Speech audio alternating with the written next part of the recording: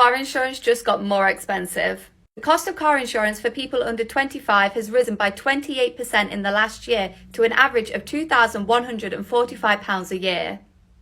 The average quoted premium for all ages has increased by 34% in the last 12 months. This is the biggest annual increase since consumer intelligence started tracking in October 2013. The overall average quoted price for a car policy now stands at £1,082. And as you can see, Londoners face the highest quoted premiums of £1,881 on average. This increase is due to inflation and the raised cost of car repairs. Telematics providers now make up 30% of the top 5 cheapest quotes. Members of the public have been voicing their concerns over these increased rates, saying that it's unfair that they're paying for other people's driving mistakes. This is why companies such as Rooster Insurance are trying to change the way that car insurance works. Check out part 2 to see how Rooster Insurance are tackling this.